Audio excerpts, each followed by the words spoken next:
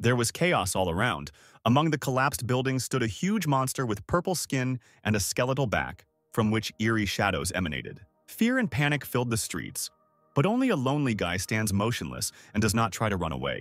People looked at the monster with horror in their eyes and could not understand what was happening. The guy's eyes also sparkle with surprise and fear, looking at the gloomy sight in front of him. His gaze widened in amazement and rushed upward. Suddenly, the guy felt that something was happening to his cheek. He looked at it in surprise and saw glowing cracks. Feeling something else, his gaze, full of incomprehension and horror, slid down over his shoulder. His arm was covered with hundreds of cracks and gradually they made their way to his body, as if he was about to explode. Panic gripped the guy. His eyes widened and beads of sweat appeared on his forehead. With a quick movement, he fell to the floor and his gaze feverishly ran over his body. The guy's scream was heard everywhere as hundreds of cracks began to tear him apart from the inside, causing hellish pain. At that moment, everything was silent. Only a small purple ball of energy sparkled against the blue sky. Gradually, it faded away, going down. The ball slowly approached the face of the guy who was lying unconscious. The energy object carefully penetrated the guy's head, disappearing forever into the abyss of his consciousness. The dark-haired man's eyes snapped open and his mouth opened slightly, swallowing more air. Clutching the sheet in his fingers, he was still trying to realize that it was just a nightmare.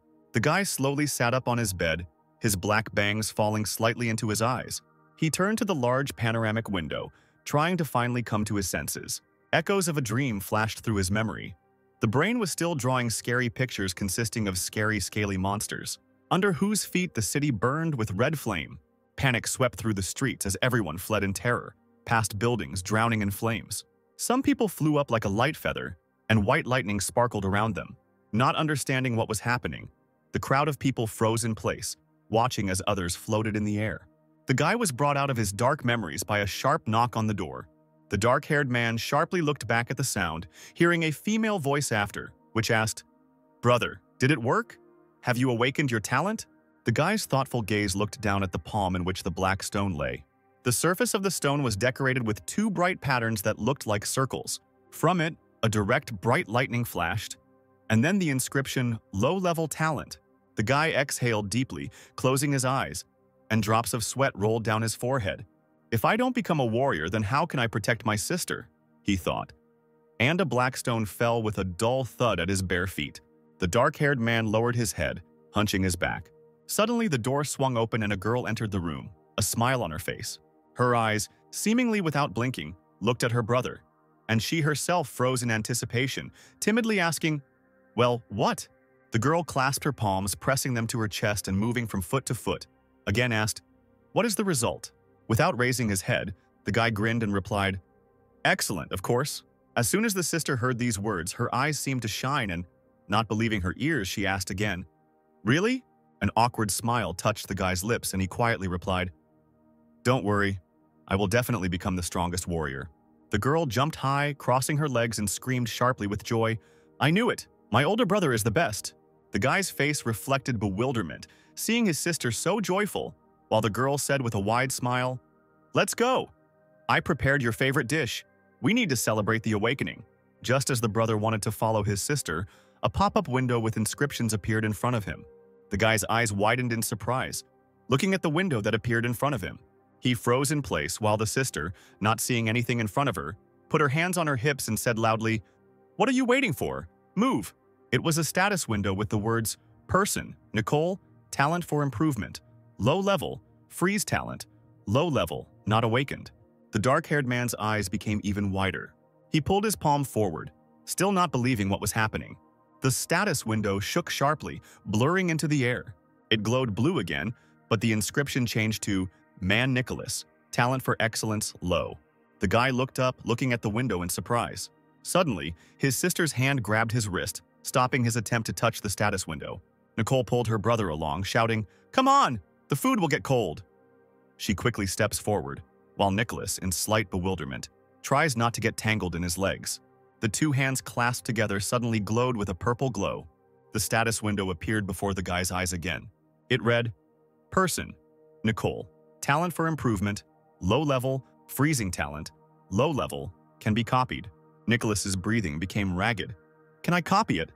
How is this?" flashed through his head. The tips of his fingers trembled, his lips compressed into a thin stripe, and his eyes still looked motionlessly forward at the inscription. "Do you want to copy talents? Yes or no?" After a while, Nicole lowered the plate onto the kitchen table, a wonderful, inviting aroma emanating from it. This is only a small part of what the girl could cook. She loved to pamper her brother with various dishes. Nicholas took the chopsticks in his hands and sat down at the table, starting to eat. Doubt swirled in the guy's head, preventing him from enjoying breakfast to the full. "Copying talents is an amazing ability, but I can't try it on my sister. I'll have to click no. Her main talent is better than mine. Freezing is extremely rare." The dark-haired man closed his eyes, chewing pieces of rice, trying to throw bad thoughts out of his head. "Mom, Dad," he thought, looking around. "If you are watching us, you can be calm." On one of the shelves, there were 2 photographs of deceased parents. Closer to lunch, modern high-rise buildings were already shining in the sun. Nick's blue sneaker landed on the asphalt, raising a cloud of dust around. People walked quickly past him, hurrying about their business. The guy cast an indifferent glance at the passers-by around, but then suddenly stopped, frowning his eyebrows. Violet rings of energy flashed forward like locators. Nicholas scanned every person in his path, but the status window only showed one low-level talent. "These talents are good for nothing," the dark-haired man muttered under his breath and continued on his way. Lowering his head and staring at his feet, he walked forward with a sluggish, almost thoughtful step. In an instant, his red eyes looked up and his lips stretched into a sly smile. "I have an idea." Nicholas briskly was heading towards the ancient gate leading to a stone building with the inscription Linhai 5th Academy. He thoughtfully looked at all the warriors who were coming out of there. A sly smile again touched the corners of his lips. His fingers gently touched his cheek, and the thought ran through his head. "Thanks to my talent, I will certainly become stronger than everyone here." 10 days later, the Academy's stone courtyard was surrounded by arches and battlements. In the very middle of it, a man was sitting in the lotus position. His face was distorted by tension, his hands were clenched into fists. Nicholas was also sitting in the lotus position, and on his chest was a purple Academy uniform. "Teacher, a couple of people fainted," shouted one of the students, pointing to the people who were lying on the ground. The man's answer didn't take long. He said loudly, "Don't pay attention to these non-entities. You have a chance to become warriors only if you can concentrate your energy." Nick furrowed his brows and beads of sweat appeared on his face. Crossing his arms over his chest, the teacher looked around at the students, fixing his gaze on the guy and quickly said, "That's enough for today. You are truly the worst students I have ever taught." The man raised his eyebrows and grinned sarcastically, finally saying, "Take Ben as an example." Hearing this name, Nicholas, as if amazed, suddenly opened his eyes and stared after the leaving coach. After training, Nicholas walked with his new friend along the fountain, examining the Academy's premises. Ben is not easy. He became a student in half a month, and now he is personally trained by the head of the Academy, Greg jabbered, running his eyes over Nick's thoughtful face. The new friend, with a mischievous smile on his face, put his hand in his pocket, pulled out a small piece of paper and began waving it in front of the guy's nose. On this sheet of paper stretches a bright and bewitching painting of that same Ben. Greg smiled smugly, as if he were holding a bar of gold in his hand rather than an ordinary autograph. Nicholas, embarrassed and slightly at a loss, tried to squeeze out an awkward smile, as if he thought that this would somehow smooth out the awkwardness of the moment, because he had absolutely no ideas in his head about what to say in response. Not far from the guys, a crowd formed, raising their hands up, shouting, "It's Ben! Hurry up! Look! Ben has come!" They, without waiting for the moment when the noise died down, instantly turned their heads towards the screams, full of curiosity and bewilderment. In the very center of this heap of people stood a blond guy who, with a joyful smile on his face, waved his hand in a welcoming manner. Suddenly, Greg ran forward, shouting, "Ben, sign for me one more time," leaving Nicholas standing alone. As soon as he noticed the fair-haired guy, the guy narrowed his eyes slyly and smiled, showing off his snow-white teeth in an ominous grin. Ben, with a cheerful smile on his face, nods vigorously to everyone who approaches him. His status window clearly highlighted that he had a mid-level talent, which meant that he had experience and had gone through various trials more than once. Nicholas, clenching his hands into fists so that his knuckles were white with tension, with determination in his eyes, walked towards Ben. Ben, blushing slightly with embarrassment and putting on an embarrassed smile on his face, muttered, Okay, guys, calm down." Greg, tripping over his own feet and looking completely clumsy, quickly walked towards the blonde, trying to hide his shy trepidation and nervous excitement. Nick, with a smile on his face and his hand outstretched, eloquently asked, "Can I shake your hand?"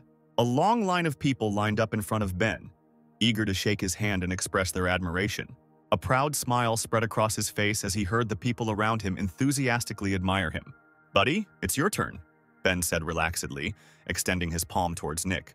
The dark-haired guy slowly lowered his gaze to his palm, as if trying to discern something important in it. He immediately had such a grin on his face that it became clear that he was already planning something. In an instant, their palms touched each other, and a purple glow flashed between them, so bright that it seemed as if they had come into contact with electricity itself. Nicholas, the moment he touched Ben's left hand, copied his talent for self-improvement, and then quickly pulled his hand away. The blonde man shook hands with a couple more people and hurried away with a final wave. "It worked!" flashed joyfully through Nick's head, and he couldn't help but smile. By evening, the weather had deteriorated so much that a real storm broke out outside the window. Thunder roared, and rain poured down like buckets, flooding everything around. There was a status window in front of the guy's eyes. It reflected the question, "Mid-level cultivation talent has been successfully copied. Should we start merging? Yes or no?" Nick, sitting on the hard ground in a cold and gloomy cave, stared thoughtfully at one point. He unconsciously ran his fingers along his chin, and vague echoes of a terrible nightmare that haunted him suddenly surfaced in his head. The same scream that echoed and hundreds of cracks tore him from the inside, causing hellish pain. "What did it mean?" Nick asked, looking into space, but the answer never came. He stared again at the status window where the button was blinking, and, gathering his thoughts, clicked yes with determination. The dark-haired guy, sitting comfortably on the damp ground, crossed his arms in front of him and completely relaxed. A sharp pain stabbed through Nick's body. His palm quickly fell on his chest and lightly squeezed the fabric of his uniform. Unable to bear this unbearable pain any longer, Nicholas screamed, throwing his head back. Suddenly, he fell sharply to his knees, pressing his palms to the ground. His fingertips scraped the wet surface, pushing dirt under his nails. "It hurts like hell," Nick said through clenched teeth. Outside, the weather simply deteriorated to the point of impossibility. The sky darkened even more, and lightning tore it apart. The pain receded and Nick could take a deep breath. Beads of sweat were visible on his face, and his mouth was slightly open in an attempt to catch some fresh air. His eyes quickly glanced up, noticing his status window. Person: Nicholas. Talent for cultivation: average. As soon as the guy read these lines, his face suddenly lit up with a wide smile. His status window suddenly seemed to become foggy and blurry in one easy movement. A new one appeared in front of the guy, which read, "Copy talent cooldown time, 30 days. His eyes instantly widened in surprise as soon as he finished reading this inscription. Taking a deep breath, he sat more comfortably in the lotus position and closed his eyes, muttering under his breath, "I'll do the exercise that the teacher showed us." In front of him, in an instant, the luminous lines swirled into one small ball, resembling a clot of energy. Nicholas's eyes expressed admiration and he exclaimed, "With average talent, doing the exercise is as easy as shelling pears." Rising from the cold ground, he slowly walked towards the exit of the cave. He had a winning smile on his face as the raindrops fell on his face. A month later, as night shrouded the city, a huge full moon glowed in the sky, illuminating the streets. Like a shadow, a huge monster resembling a wolf with its massive paws and fierce eyes swept over the rooftops. He bared his teeth, growling with impatience and looking for his prey with a greedy gaze. At that moment, a little girl was slowly walking along a quiet street, holding tightly to her father's large, warm palm. Walking past them, Nicholas was immersed in his thoughts. He tightly clutched the lantern in his palm, looking at his feet. A sharp splashing sound was heard along the street, and then something fell heavily onto the asphalt. The man didn't even have time to squeak before a huge monster grabbed his face with its sharp fangs. Nicholas turned around at the sound and his eyes widened as soon as he saw the corpse of a man and a monster nearby. "Daddy!" screamed the blonde girl, looking at her father's lifeless body. The beast turned sharply towards her, scratching the asphalt with its sharp claws, preparing to attack. Nick began to get nervous, and beads of sweat glistened on his forehead. When passers-by saw this terrible monster, their hearts sank and panic gripped the streets. People screamed and ran in different directions. Only the dark-haired one looked at the shaggy monster in fascination, because he had never seen them outside the academy. The beast growled quietly, and bright red blood dripped from its mouth. In an instant, he rushed forward, opening his huge mouth, revealing sharp teeth. Without thinking twice, Nicholas quickly pressed the girl to himself, shielding her from the monster's attack. "He's too fast, I can't escape," the guy thought, moving his legs. Running away? From somewhere above, a man with a red cloak landed on the ground. His great sword came down with a loud thud, and the stone slabs on the street were cut into two. The shockwave tried to knock the beast off its feet, but it firmly grabbed the asphalt with its claws, leaving small depressions. The man's gaze was riveted on the monster's bright red eyes, which sparkled in the darkness like two hot coals. "Sorry for the delay," he said, and a grin appeared on his face. "Who are you?" Nick shouted, still holding the girl in his arms. "Everyone calls me Captain Windwolf," the man answered. He turned around and looked at the dark-haired one, throwing him the order. "Leave the Silver Moonwolf to me and protect the girl yourself." "Got it," Nicholas replied, hugging the blonde closer to him. The captain quickly ran towards the wolf, leaving behind a ball of dust. He swung his sword, raising it above the beast's head. Nick put his hand over the girl's eyes, blocking her view of the fight, and quickly muttered, "Don't look. Strong infection," the captain croaked, clenching his jaw, and his eyebrows knitted together so much that it seemed that his forehead was about to form into 3 folds. The sword pierced the wolf with a dull sound, throwing him several meters back. The beast did not retreat. It began to quickly walk around the warrior, raising a cloud of dust around. The captain, gripping the hilt of his sword until his fingers turned white with tension, swung it again, aiming straight at the wolf's heart. "I'm not alone," the man said through clenched teeth, and several martial artists fell to the ground. The monster, breathing heavily, looked around at the warriors, assessing its chances of victory. All the masters took their swords and clubs, and with fire in their eyes rushed towards the beast. The ferocious monster, with rage, threw off the warriors in one powerful movement, and bending in the air quickly jumped straight to the captain, preparing to deliver the decisive blow. "Captain!" shouted one of the masters, pointing at the huge wolf. The beast approached the warrior with quick and confident steps, its muscles tensing with every step. The man abruptly pulled out his sword, tightly gripping the hilt, and stood in a defensive position. The monster pushed off the ground and rushed at the dark-haired man with a wild roar, its huge paws waving menacingly in the air. The martial artists rushed to their captain's aid, tightening their grip on their weapons. In an instant, several swords stabbed into the beast, leaving behind a splash of blood and a bright shine of metal. "Is he dead?" asked one of the masters, removing his weapon from his body. Suddenly, the claws of this monster began to rapidly lengthen, sparkling in the rays of the full moon. The fur suddenly flashed a bright red color, and such a powerful roar burst from the depths of the mouth that passers-by got goosebumps. "Beware! The monster has entered a bloody flash state," shouted Captain Windwolf, warning the others. With one blow, the ferocious beast knocked back one martial artist, leaving a bloody stain on his chest. "Captain, how are you?" asked Nick, who was still standing nearby. "Okay," the man shouted back. When the wolf saw that he was in trouble, he rushed out of the encirclement, wanting to run away into the distance. "He's running away!" Nicholas pointed his finger at the beast. The wolf crossed the streets with quick steps, leaving a bloody trail behind him. "Don't worry, he won't run away," said the captain, watching the animal. A mysterious female silhouette suddenly appeared on the roof of one of the houses. The girl, confidently holding a bow in her hands, was also one of the masters. Her light fingers released the bowstring, and the arrow flew with a whistle at the monster. The arrow, fired with incredible accuracy, rushed straight into the beast's eye. By the time he turned his attention to the shiny metal tip, it was already too late. The arrow pierced the wolf, and when he let out a last hoarse howl, bright splashes of his blood scattered around. Then there was a blow, and the monster fell to the ground, completely exposing its figure. The captain laughed quietly, showing his snow-white teeth. "You are still too weak to compete with us." The martial artists crowded around the Silver Moonwolf, which was a meter long, had sharp claws and red eyes. Nicholas's eyebrows rose when he noticed the status window pop up. "Are these monster talents?" Nick thought as he read the text. Monster. Silver Moonwolf. Blood talent. Low level. Speed talent. Basic level. His face expressed incomprehension as he ran his eyes over the lines on the status window over and over again. The girl next to Nick clasped her hands and pressed their breasts, looking bewitchingly at the masters. Suddenly, a clawed paw landed on the asphalt, leaving deep scratches. Despite the fact that the beast was severely wounded and death was already close, he still rose to his feet, breathing heavily. The first person to notice the monster was Captain Windwolf, and he loudly shouted to his partners, "Hey you! Beware!" The martial artists quickly turned around at the shout, bewilderment visible on their faces. The Silver Moonwolf, wagging his tail, slowly approached the warriors. His loud roar rang out throughout the city, shaking the earth.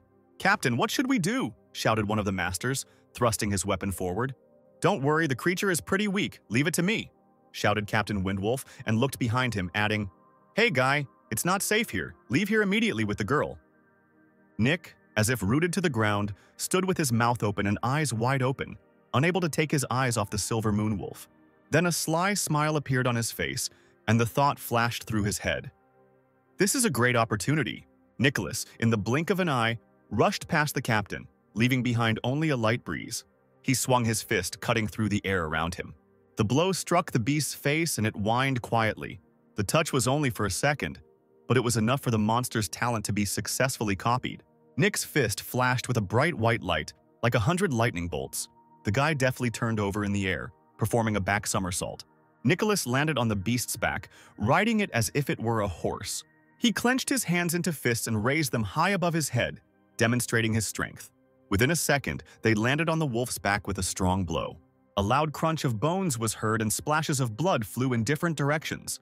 2 drops of blood fell onto Nick's cheek, leaving scarlet marks on his pale skin. The guy's bloody fist rose up again. "Enough! He's dead!" Captain Windwolf shouted and grabbed the dark-haired man by the wrist. Nicholas exhaled heavily and quickly ran his gaze over the bloody stain on the wolf's fur. The dark-haired man removed his second palm from the beast's body and drops of blood slowly flowed down it. "Okay, we need to clean up here," the captain shouted, turning to his partners. The man nodded to the woman from his team at the blonde girl and added, "And you take care of the girl." Captain Windwolf put the sword on his shoulder and turned to Nicholas. Smiling, he said, "Thanks for your help, lad. I will be very glad to see you in my squad when you become a warrior." The guy nodded a couple of times and answered with a happy smile. "Got you." Nick got home only in the evening, when the sun was setting below the horizon. Turning the tap valve, the dark-haired man stuck his bloody hands under the hot water. Washing his face, the guy washed away traces of blood from his hands and face. The bathroom mirror fogged up from the heat and humidity. Nicholas lifted his face over the sink as a couple of drops slowly rolled down his skin. Having washed away the traces of the violent struggle, he placed his hand on the door handle. The door opened with a creak, and Nicholas walked slowly into the living room. Hearing a quiet sniffling, the dark-haired man turned towards the sound. Nicole was sleeping on a small mattress, with her hands under her head. "Brother," the girl whispered in her sleep, and the corners of her lips twitched. Hearing this, Nick also smiled a soft, kind smile. On the kitchen table, there were already a couple of fragrant dishes that my sister had managed to prepare. The dark-haired man didn't even touch them. Instead, he took a blanket out of the closet. Carefully, he covered his sister with it, wrapping her up as if in a cocoon. Nicole, without waking up, made herself more comfortable on the mattress, clutching the warm blanket to herself. To avoid waking his sister, Nicholas quietly went into his room. In the palm of his right hand, he held a towel folded in half. Slowly and tiredly, the dark-haired guy sank onto the bed. Suddenly, a status window suddenly appeared in front of him. Nick's eyebrows moved towards the bridge of his nose, and with squinted eyes, he tried to get a better look at the hologram in front of him. Rereading the lines over and over again, he thought, "Most likely this will be more painful than last time. Maybe even deadly." But the decision was made. Nicholas, clutching a crumpled towel in his hand, pressed it to his lips and opened his mouth. He clenched the fabric tightly with his teeth, and at that very moment the copying began. From unbearable pain, the dark-haired man bit into the towel, and his eyes opened wide. Unable to restrain himself, he collapsed on the floor, resting his palms on it. His nails dug into the wooden boards, leaving long stripes. There was a buzzing in his head, and the veins in his arms bulged as if they were about to burst. Suddenly, his legs seemed to come to life, beginning to convulse, as if someone invisible was sharply pulling its strings. A sharp crunch of bones and a foot flies off, leaving behind a fountain of blood. Nicholas screamed so loudly that the cloth held between his teeth flew out of his mouth. With fear in his eyes, the dark-haired man slowly looked around and saw only a bloody stain in front of him. "Did the copying fail?" thought the guy, gasping for air. His heart was pounding rapidly and beads of sweat appeared on his forehead, as if he had just run a marathon. In his head, like a bright flash, the image of his sleeping sister suddenly appeared, so alive and real that he could almost hear her quiet breathing. "Nicole!" Nicholas shouted, and in an instant everything changed. The room again became as bright as day. The guy sat up on the bed looking around, trying to figure out where he was now. "What happened?" the dark-haired man whispered, and looked first at his palms and then at his legs. Everything was in place. With a quick movement, his leg rose up. "Wow, the body is as light as a feather," exclaimed Nicholas, laughing joyfully. The guy was shocked. He looked at the status window that appeared in front of him. It read, Person, Nicholas. Talent for improvement, average level, speed. Talent, basic level. A couple of days later, in the grove of the 5th Academy, stomping was heard. Nick quickly moved his feet, leaving behind only dust. He rushed through the trees like lightning. With just one jump, he soared high into the air. His eyes glowed with fire as he levitated above the tops of the trees. A happy smile quickly formed on his face. Nick slid smoothly down, barely touching the surface of the rocks with his boots. Without calculating his strength, he sank to the ground with a roar, leaving a hole and cracks beneath him. Among other debris that rose up, Nicholas noticed a green leaf. Pushing off the ground with force, Nick began to run. The leaf slowly fell to the ground, floating in the air. And in the blink of an eye, he lands on the guy's palm. Nicholas sharply squeezes his palm, crushing the piece of paper in his fingers. The dark-haired one deftly moved onto a large cobblestone. He took a deep breath and sat cross-legged in the lotus position. The guy closed his eyes, placing his palms on his knees. Suddenly, a painfully familiar voice, "Nick!" was heard. It was Greg. Nicholas smiled and opened his eyes, nodding to his friend in greeting. Greg looked the guy up and down, assessing his appearance. "Wow, how strong you are! You've already become a student!" Laughing, the guy patted Nick on the shoulder. Then the dark-haired man leaned over and quietly whispered, "Do you know how you can become even stronger in a short time?" Nicholas laughed, answering, "And how?" Greg grinned and looked at his friend, also throwing out, "Ever tried the blood of a monster?" He shook his head. "I'll be honest, I advanced faster than you because I drank it." The guy's tone became ominous, as if he was trying to tell some kind of horror story. Nicholas's eyes widened and he groaned quietly, mentally hitting himself on the spelled. Remembering that he had missed the blood of the silver moonwolf, Greg raised his finger up, drawing attention to himself, and quickly said, "There is one way to get it. Are you interested?" The dark-haired man immediately perked up and shouted, "Ask again! Tell me!" Greg grinned and cleared his throat, began his story. The leadership of the Linhai Academy has not officially established an area outside the city that the 5 academies use to conduct exams. The main prize for passing is the blood of a monster. "What level is it?" Nicholas interrupted him, stopping the flow of the guy's words. "Pretty low. The animals there were destroyed long ago. Only their subspecies, monsters, remained." Greg replied, shrugging. Nick thoughtfully put his fingers to his chin, trying to collect his thoughts into a single whole. "While we're on the subject, would you like to join my team to mine blood together?" Greg lightly tapped the dark-haired man on the shoulder. "Joining your team? I don't even know," Nicholas said sarcastically. Greg screamed indignantly, pointing at the guy. "Hey, what do you mean I don't know? I told you this because you are my good friend." Nick grinned, replying, "Sorry, I'll join you next time." Under the muttering of his friend, the dark-haired man walked forward. "Nick, wait! Even if you don't join, we will still remain friends." "Wait for me," Greg shouted to the whole area and quickly shook hands with his friend. Nicholas didn't seem to hear him, walking forward thoughtfully. A month later, the sun rose above the 5th Academy. In the office, the director looked at the guy with displeasure, folding his arms over his chest. "I'm already a student and have every right to enroll," Nick said indignantly, looking at the man. The director grinned, but it was a rather sinister grin. "I just wanted you to live a little longer," he answered calmly and stood up from his desk, pushing back his chair. "But no matter how I look at you, you can't wait to die." A leaf flies into Nicholas's face. The dark-haired man winces and puffs as he bends down to pick up the paper. On it was written, "Agreement to release claims in the event of death." The detector raised a cup of tea to his lips and added, "That's right. If you want to take part in the exam, you need to sign this paper." "That's it," Nick muttered over and over again, his eyes skimming over the line, "Waiver of claims agreement in case of death. If you're afraid to die, get out." "Don't waste my time," the director suddenly shouted. Nicholas raised his eyes, looking angrily at the man, piercing him with his gaze. The dark-haired man walked quickly along the corridor, weaving between the students. A satisfied smile shone on his face, already anticipating what would happen next. As soon as he entered the director's office, a piece of paper with a signature dropped onto his desk stating that he agreed to participate in the exam. The door closed behind the guy. The director took a deep breath and walked up to the panoramic window, whispering, "Do the brats seriously think that this will be an ordinary exam?" The corners of his lips pulled upward, revealing his snow-white teeth, and he added, "As if they wouldn't regret it later." Meanwhile, in Nicholas's hometown, Nicole slowly pushed herself into a sitting position, still trying to wake up. She rubbed her fist over her eyes, washing away the last remnants of sleep. Her bare foot landed on the wooden floor and she slowly walked into the kitchen. She rubbed and kneaded her neck with her palms. Out of the corner of her eye, she noticed a dish standing on the table and ran up to it. But instead of fragrant dishes, the first thing she did was pick up a note. This note was from Nick, where he wrote in clumsy handwriting, "An event has started at the academy. I'll be back in 3 days."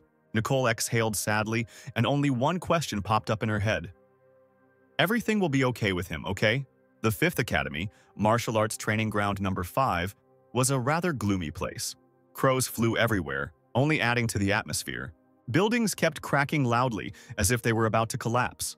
When Nicholas arrived, he saw about 100 participants, but that was clearly not everyone. In a remote corner, the team of the Fifth Academy gathered, to which the guy was heading. Quite a lot of people showed up. Looking around the training ground, Nick said, "Of course, all 5 academies took part." Greg responded cheerfully, approaching his friend. "Students of the Fifth Academy?" A smile appeared on the face of the long-haired guy. "Were worthless people allowed to participate in the upcoming exam?" Next to him stood a tall man with blonde hair. Most likely it was his guard, because the guy was dressed in a beautiful red suit, which spoke of his status. "Mister, during the exam you can hunt both animals and participants. The fewer weaklings, the better," came the rude voice of the guard. The dark-haired man laughed quietly and looked again at the students of the Fifth Academy.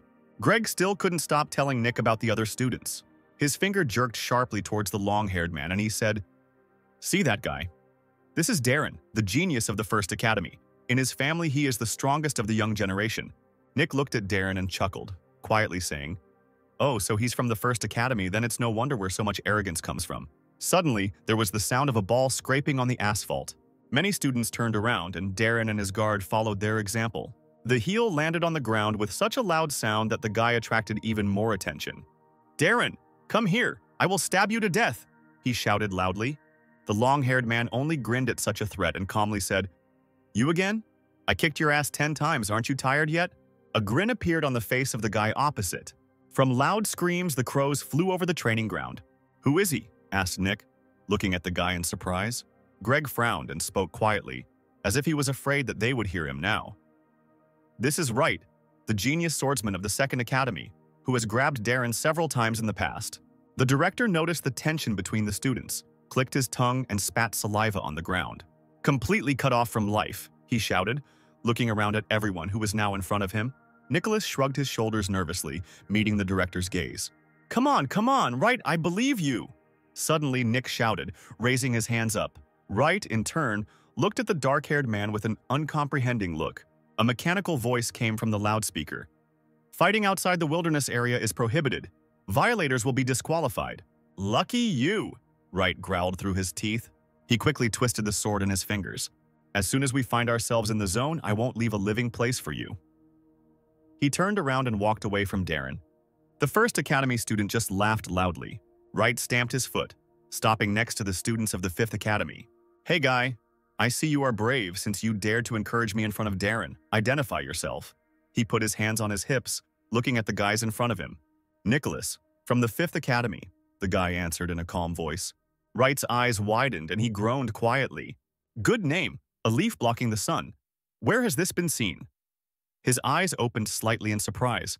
A window of Wright's status popped up in front of Nick, where his qualities were written: Man, Wright, talent for commitment, low, fencing talent, average level. The dark-haired man looked around the status window and a wonderful thought arose in his head. He extended his hand forward. "I hope you bring Darren to the exam." A grin appeared on Nicholas's face. Wright first looked in surprise at the guy's outstretched palm, and then nodded with satisfaction. "And good luck to you. Survive there." The guy also extended his palm. Their hands touched, and a pleasant vibration ran through Nick's palm. The status window changed to "Fencing talent successfully copied." The mechanical voice came through the loudspeaker again. "The exam has begun." The two large men began to push the large wooden gate, and the voice from the loudspeaker again said, "Students from the First Academy, come in." The students, in red uniforms, quickly rushed to the opening gates, and the first one out of the gate was none other than Darren, with his guard. His gaze was determined. He had no intention of retreating. "Finally, the exam has begun," Greg exclaimed happily and placed his weapon on his shoulder. "I'm going to my team." "I'll see you later, Nicholas," Wright said, watching as Greg ran towards the gate as fast as he could. Nick nodded.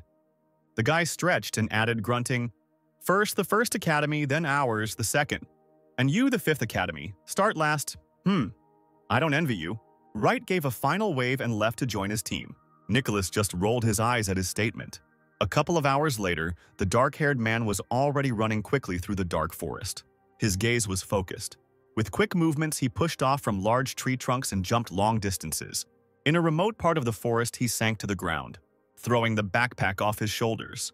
The status window lit up in front of him again, with the words, "Mid-level fencing talent successfully copied. Should we start merging?" As soon as Nick pressed the word yes, his arm tensed and bulging veins stood out. Nicholas even heard the crunch of bones, but it didn't hurt so much. He clenched his teeth harder and just waited. Soon the pain took its toll. The guy collapsed to the ground, resting his palms on the damp ground. The veins on his face also bulged from tension. Suddenly, a loud sound was heard throughout the forest, and a second later, everything became quiet. Nicholas exhaled and opened his eyes, feeling relieved. His hand immediately grabbed the handle of the ball. With a whistle, the sword left the case that was hanging in the guy's bosom. With just one movement, Nick cut through several large trees in his path. With a loud sound, they fell to the ground, leaving behind only gnarled stumps and dust. Nick checked his talent status, which now read, Man. Nicholas, talent for improvement. Average level. Speed talent. Basic level. Fencing talent. Average level. Smiling at his small victory, he slung the backpack over his shoulder again and moved on. The voice came from the loudspeaker again. "The first 4 academies have entered the zone. Next, the 5th academy." The students of the 5th academy resolutely headed towards the large wooden gate. Nicholas walked along an empty road. Only black crows flew around him. His shoe landed on the ground and a stick crunched under his feet. The guy did not pay any attention to this and continued on his way. Suddenly, behind the dark-haired man, a quiet rustling sound was heard, similar to someone dragging a bag along the asphalt. Without thinking twice, Nick pulled out his sword. Turning around in front of him, he saw a huge snake. It was no less than 3 meters in size. The tip of the ball touched the ground, raising dirt and dust. Nicholas took a decisive step towards the snake, while it in turn hissed fiercely. The guy preparing to attack swung. In an instant, Nick cuts the snake in half, sending blue blood splatters everywhere. A couple of cables caught the student's cheek as he landed on the ground. The spotted snake froze and collapsed to the ground, holding on for a moment before dying. Approaching the corpse of the monster, Nick immediately took his eye. This was one of the items necessary for the test to prove that he killed the spotted snake. The guy quickly put the trophy into his bag. Sighing heavily, Nick muttered, "There's a long way ahead." Pushing off from the ground, he soared upward, continuing his path. The sky lit up with pink colors, indicating that it would soon become completely dark. Heading deeper into the wilderness, faint cries for help reached Nicholas's ears. The guy landed on one of the destroyed buildings. Not far from him were about a dozen toothy wolves besieging Greg. Several corpses still lay on the ground. "It's him!" Seeing his friend, the dark-haired man's eyes widened. Greg was in a very poor condition. His body was filled with blood, and his face was very pale. He was holding an axe in his hands and constantly swinging it. The wolf just growled and rushed at the student. "This is rubbish," Nick whispered, seeing a pair of wolves rushing after Greg. Taking an arrow from the quiver, the guy took his bow and aimed at the toothy wolf. The arrow flew straight to the target with a whistle. It hit the body of a toothy wolf and it fell to the ground. Greg, not understanding what was happening, simply stood still and trembled with fear. With a loud sound, Nicholas sank to the ground, covering his frightened friend. "Help in exchange for points, is that good?" The guy looked over his shoulder at Greg. "Nick?" The dark-haired man stammered, not believing his eyes. "Nick, run! You can't handle a fanged wolf!" Greg suddenly shouted. Nicholas quickly rushed forward, only smiling at his friend's words. He went around these toothy wolves 1.5 times faster while they were trying to somehow injure the guy. He maneuvered between them every now and then, leaving the monsters behind. The dark-haired man took his sword out of its case.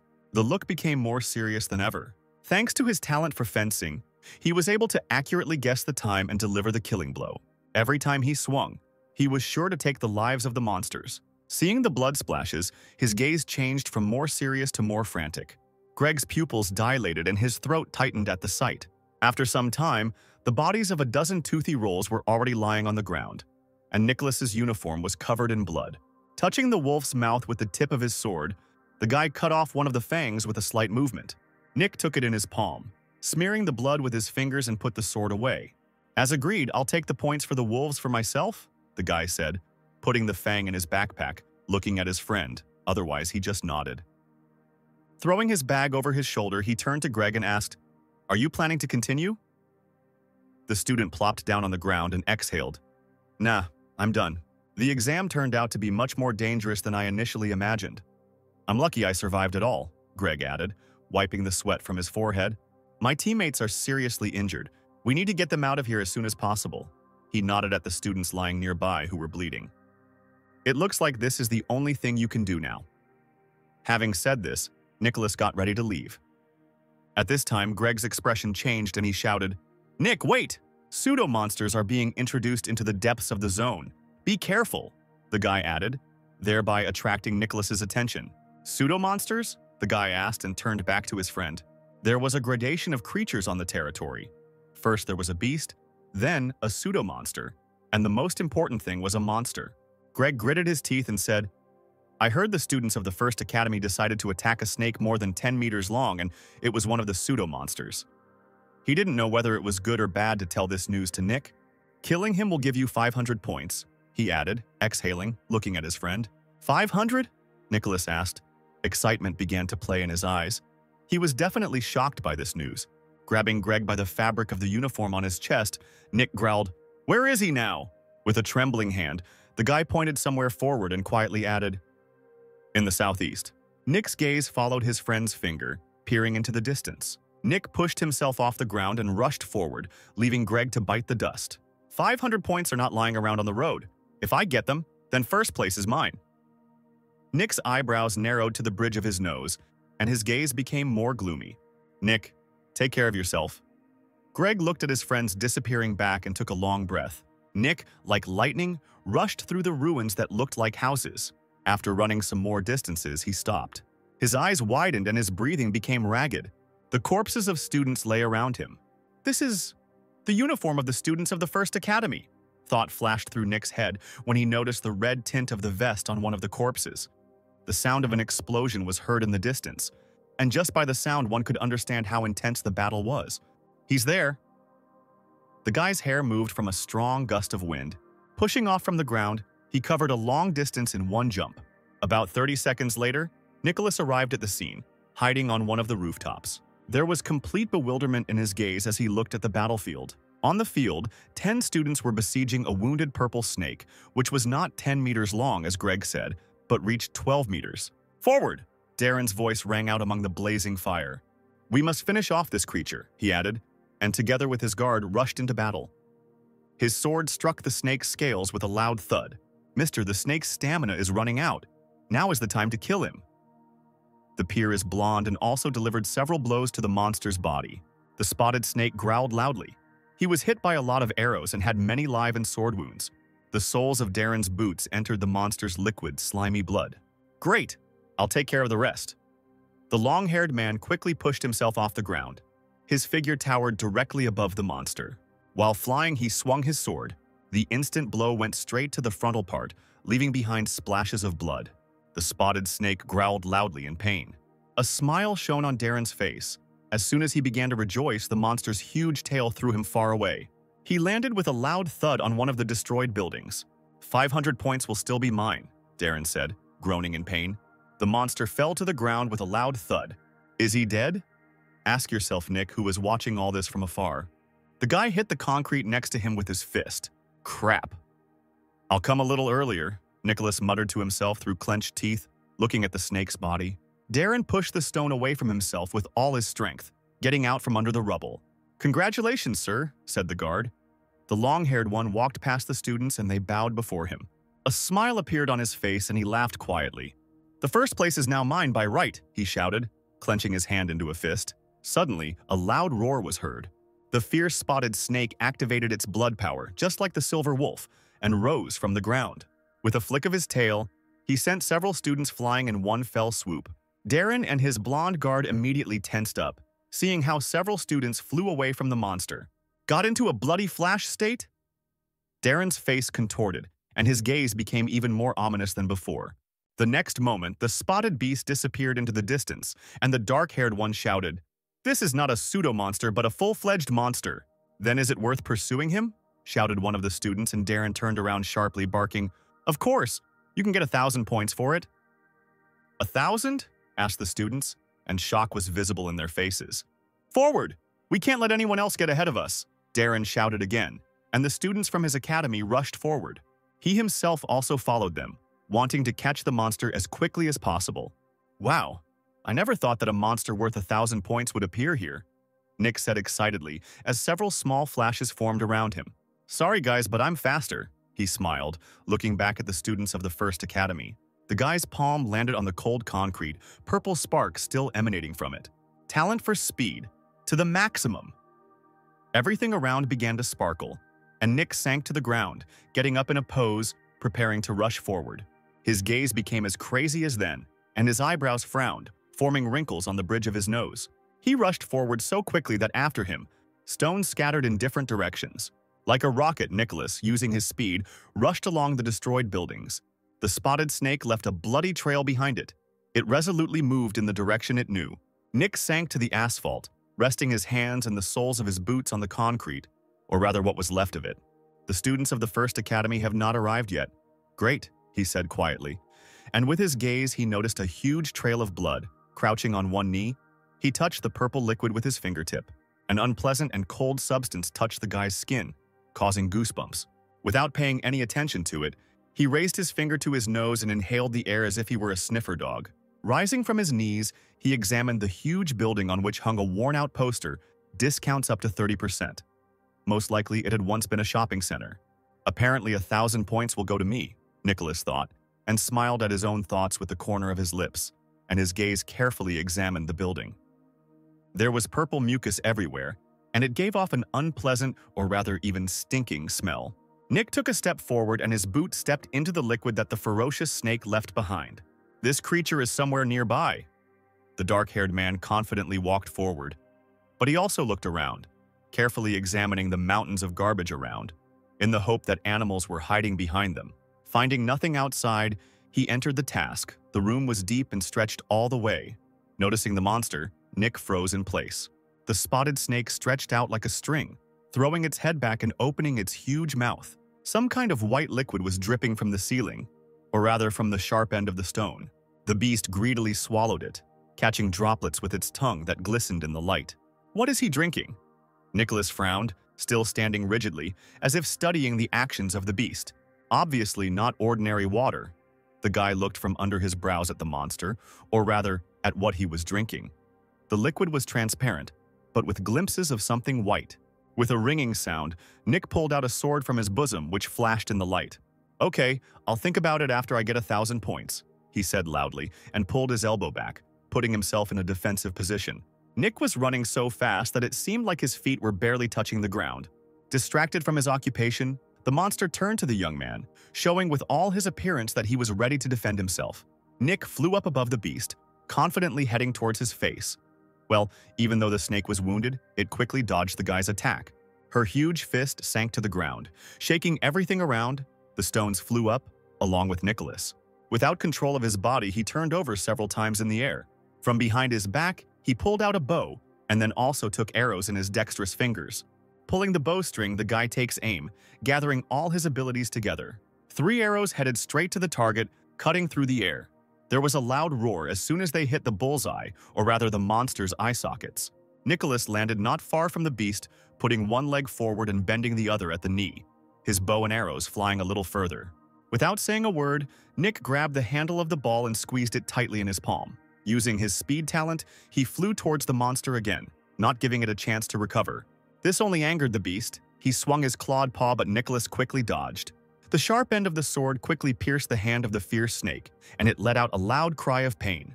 This was not enough. Nick continued to push the sword deeper into the monster. My hands were already at their limit. They were trembling, aching. Veins were bulging on the skin. Nicholas screamed loudly, channeling all his strength into his sword to finish off the monster. Their voices mixed. Chaos was happening around. Blood was pouring like a fountain onto the concrete. The sharp end of the sword passed through the spotted snake, emerging from the other end. Nicholas took the murder weapon out of his body and quickly sank down. The lifeless body of the snake fell onto the concrete with a loud sound, leaving a pool of blood underneath.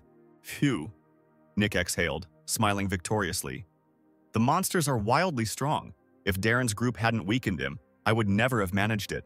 The guy picked up his backpack and squinted at the sharper stone from which white liquid was dripping. Since he came here specifically for this, then this is definitely a very valuable thing. Nicholas took out a small round glass bottle with a wooden stopper from his briefcase. Having uncorked it, he gently lowered the bottle directly in front of the stone, so that the liquid was now dripping directly inside. The sharp end of the sword, he again plunged into the lifeless body of the monster.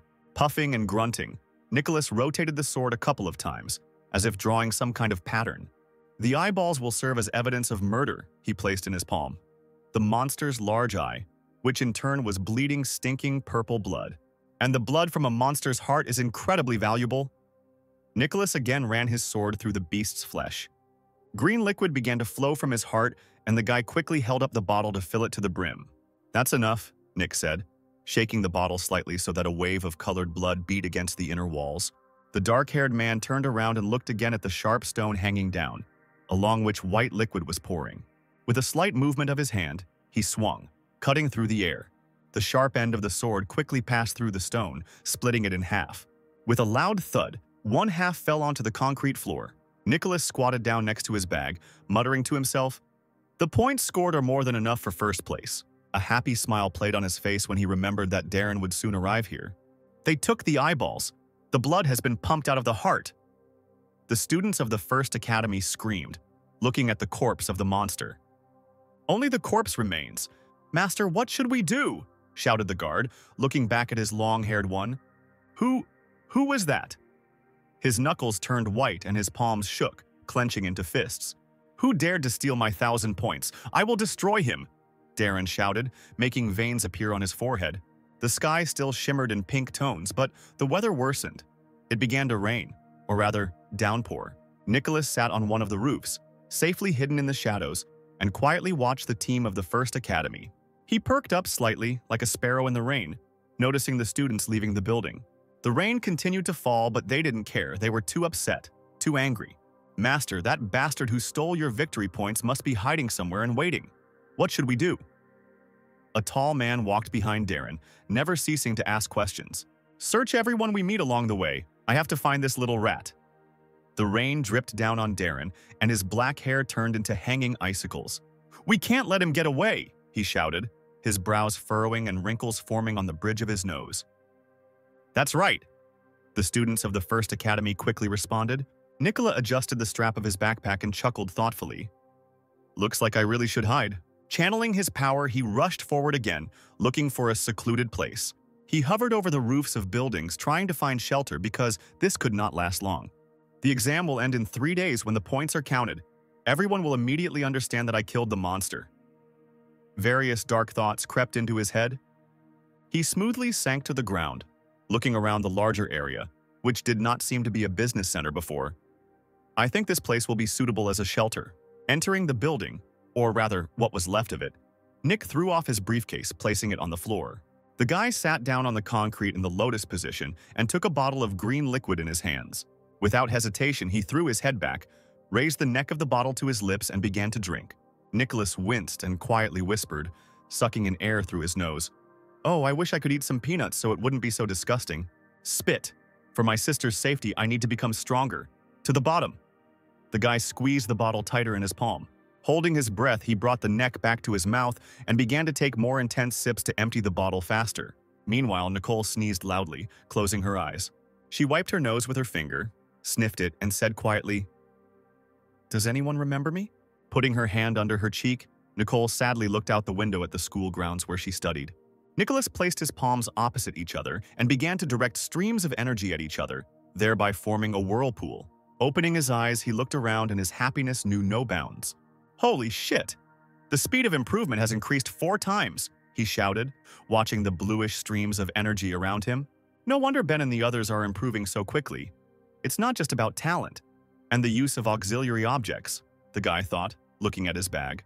It contained a couple of bottles with blood from the monster's heart. Small and large eyeballs. No one would have such trophies. 3 days later, everyone gathered at the training ground. The judges sat at their tables, and each participant came up to them and showed them their findings. John, 10 points. Carl, 23 points. Leo, 0 points. The teacher was counting the points, writing them down on her sheet. She looked up at Leo, who stood with a wounded face and, obviously, guessed the reason. A greenish backpack fell onto the teacher's desk with a loud sound. "Teacher, help me count this." Wright pointed 2 fingers at the bag, grinning smugly. The backpack was almost filled to the top with all sorts of materials from glowing eyes to sharp fangs. "Wright, 195 points," the girl said loudly, examining the bag. When Wright's glasses sounded, the students of the Second Academy were proud of themselves, because Wright was from their academy. "Some measly 195 points. Why is that cool?" came the voice of Darren, who smiled mockingly as he walked towards the table with a large bag behind his back. "Wright didn't come to life, you're so strong," he added, and laughed loudly, looking at his opponent. "Did you plan to compete with me with such a pitiful score?" Darren's lips twitched in a mocking smile. "Darren!" Wright hissed like a snake through his teeth, bringing his eyebrows to the bridge of his nose. "Count this!" The long-haired man unceremoniously poured all his trophies onto the table, shaking out the bag so that there was nothing left there. The teacher's eyes widened and she began to count the materials, and then timidly, stuttering, said, "Darren, 427 points." The academy students began to whisper among themselves, looking frozenly at the table. "Wow, a whole 427. Nothing less was expected from Darren." "Such a big gap. I only have 30 points." Wright pointed at Darren with a sharp wave of his hand and loudly said, "Shameless bastard! Yes, you just took the glasses from others." To such an insult, the long-haired man laughed and replied, "I took them thanks to my talents." "Bastard," the guy growled. Wright's anger flowed over the edge as soon as Darren loomed on the horizon. "Congratulations, sir. For so many points, they will definitely give first place." One of the girls from the First Academy got into the argument, coming closer to Darren. The guy rolled his eyes and said sarcastically, "No, the first place will have more than 1,000. The girl put her finger to her lips, looking thoughtfully to the side. "Should the students who are still alive all come out already?" asked the teacher from the Fifth Academy, and looked at the girl who was counting points with her hands in her pockets. "Yes. If someone didn't come out, then most likely he's already dead," she replied, tucking a lock of purple hair behind her ear. "So Darren takes first place," the man grinned, because every year he was the one who ran. Just as the allotted time was running out, Nicholas emerged from the wilderness, carrying a large backpack on his back. "What?" The teacher from the Fifth Academy turned around when he heard the patter of feet heading towards the table where he stood. 36 Nick's step was graceful but firm. The intense gaze was directed only at the teacher who was counting the points. The guy's main trophies, several fangs, 2 small eyes of a beast and 2 large eyes of a monster, landed on the table. "It's a monster's eyeball," the teacher said loudly, examining the guy's findings. "Right? So how many points do I have?" Nick asked with indifference in his voice, looking up at her. "Nicholas, 1,036 points. Congratulations. This year you took first place in the exam." The blonde girl handed the award to the guy and added, "Your reward is 3 bottles of mid-level monster blood and 100,000 yen." "Nick, beautiful!" Greg screamed at the top of his lungs, genuinely happy for his friend. The leader of the Second Academy, Wright, only thoughtfully scratched his chin, asking the question, "How did he do this?" "Here he is!" "Just think, it was a puppy from the Fifth Academy," Darren muttered through his teeth, glaring at Nicholas. "Get this bastard all you can." The long-haired man gave the order, not taking his eyes off the guy, and his guard quickly replied, "Yes, sir." At that time, gossip and whispering among the team of the Fifth Academy did not subside. Especially Greg warmed them up, boasting that Nick was his close friend. "What an idiot," the teacher of the Fifth Academy muttered, putting his hands in his pockets, and Greg just chuckled at these words. "Teacher, you're not very happy." Nick brought glory to the Fifth Academy. The man chuckled to himself, and the corners of his lips twitched in a faint smirk. "He insulted and angered Darren's family, and they are very strong and influential. I'm afraid your friend may soon die suddenly." The joy instantly disappeared from Greg's face, and he just lowered his nose to the floor. On the leaderboard, the name of the best 3 was displayed, and on the left were the rewards, which were, for third place, 3 bottles of the blood of a monster of no level 50k UN. For second place, 1 bottle of the blood of an average level monster 100k UN. And for first place, 3 bottles of the blood of a mid-level monster 100k UN. The camera shone in the sun like new, as if it had just been bought. "Look here and smile," the girl said, and a smile appeared on the faces of the three winners. "The exam is officially over. Congratulations to the top three on their well-deserved awards," said a mechanical voice from the loudspeaker, and a camera click was heard. "Puppy, you are very brave once you stole something that belongs to another." Darren turned to Nicholas, looking him up and down. "Mutually," the guy calmly answered and smiled fleetingly. "Hey, Darren, have you forgotten your own words?" Wright intervened, looking at his opponent. "I'm not talking to you. Although, what did I say there?" the long-haired one asked with a wince. "Like you, Nicholas took these points thanks to his talents," Wright answered and put his hands on his hips. And in response, he heard only Darren's ugly laugh. "Who do you think is stronger among us, huh?" he added, smiling slyly. "Maybe we can find out in battle?" Darren took a step forward, getting closer to Nick. "If you have time for this, then I'll be glad," Nicholas said roughly, turning up his nose. A grin appeared on Darren's face again. It was there so often, as if it had already grown attached to him. The dark-haired man looked at him from under his brows, frowning deeper than his already frowning expression. 3 days later, Nicholas returned to his hometown, to his sister. His hand smoothly fell on the door handle, and there was a click. "Nicole, I'm home!" Nick walked into the living room, closing the door behind him and taking off his sneakers. A quiet patter of feet could be heard throughout the house, but the sound increased as the girl approached. "Brother!" Nicole exclaimed, tightly squeezing the guy in her arms, pressing her cheek to his chest. "Where have you been for so long?" She raised her surprised big eyes to her brother. "Are you injured? Let me take a look." Nicole began to run around her brother, looking at every detail on him. Nick quickly shook his head. "No, of course not. I'm completely fine. By the way, I brought you gifts," he added, and grabbed the strap of the backpack, and the sister, in turn, smiled brightly, looking at her brother. 3 cups with the scarlet blood of a mid-level monster, a book with a beautiful cover, a bottle with green liquid, a wad of money, and a broken piece of stalactite fell to the floor. Nicole took the banknotes in her palm and looked at her brother, whispering, "This is enough for your wedding." "What wedding?" "They are for you. Pay for the tuition and take it as pocket money." Nick sat down in front of his sister on the floor, crossing his legs. What is this?" With a quick movement, the girl took the bottle with green liquid in her hands. "To be honest, I have no idea. That's why I bought the illustrated jewelry guide." Nick pointed to the book and then picked it up. "Jewelry directory? Let me take a look." Nicole opened her mouth in surprise and stuck her curious nose into the book her brother had just opened. Nick's eyes widened when he saw the name of what he brought home. The text in the book read, "Name of the jewel, elixir of the Earth's core. Effect, the liquid essence formed by Terranite stones that have absorbed the QI energy of heaven and earth for hundreds of years, when consumed, can enhance cultivation talent. However, the elixir is only effective for below-average level talents." Nick frowned, remembering how a ferocious spotted snake greedily swallowed liquid while in an abandoned building, and a thought flashed through his head.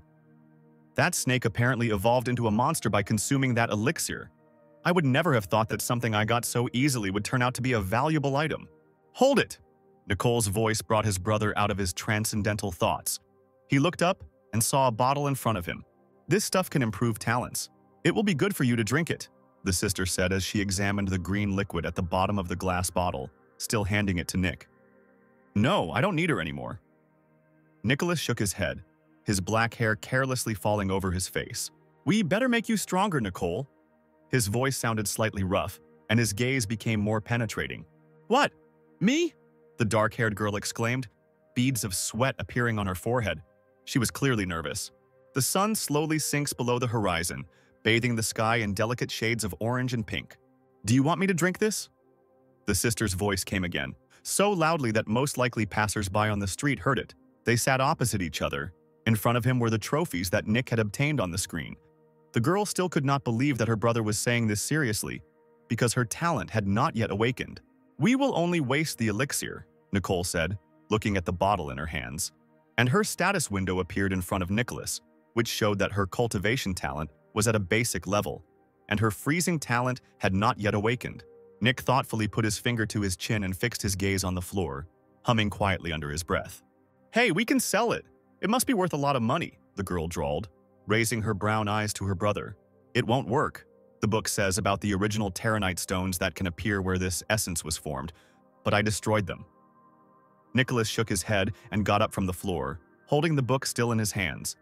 He took a couple of steps towards the sofa, adding, "Sooner or later people will come who want to buy these stones, and they are unlikely to believe my story after all. This will put us in danger and bring us a lot of trouble."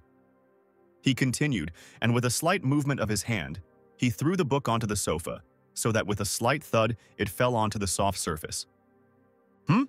Why did you destroy them?" "What a pity," Nicole asked, and Nick just rolled his eyes. The girl's talent was clearly that she pretended to be stupid at the right time. The dark-haired man grabbed the bottle by the neck and almost tore it out of his sister's hands, uncorking the neck. "It will be even more of a pity if you don't drink this." Nicholas shook the vessel from side to side so that the liquid began to beat against the glass walls, and Nicole just opened her mouth to object to her brother. The guy roughly grabbed her cheeks so that her mouth opened even wider, and at that moment tension hung in the air. Nick said in a serious tone, "Open your mouth. Help! They are killing!" she screamed. The girl began to shake her head in different directions and also wave her arms in order to somehow get rid of her brother's dead grip. Soon the bottle was empty and lay on the floor, sparkling in the sun, as if it had collected all the sun's rays. "Well, how does it taste?" Smiling triumphantly, Nicholas soothingly stroked his sister's back while she tried to understand the taste on the tip of her tongue. It's warm, and so refreshing," she answered, and with the same big, joyful, dark brown eyes, she looked at her brother, and tiny sparks flashed around. Nicholas didn't like Nicole's answer, and his eyebrows narrowed to the bridge of his nose with lightning speed. The pupils of his eyes were directed at his sister, and his brain could not understand what was happening. Her status window remained unchanged. No increase in strength occurred. Still the same basic cultivation talent and unawakened freezing talent. "Something is making me sleepy. I'll cook you something to eat later," the dark-haired girl said quietly and yawned, rubbing her eyes with her fist. "Rest," the guy answered, and the thought was spinning in his head. "It's strange, why did this happen? Maybe we should just wait."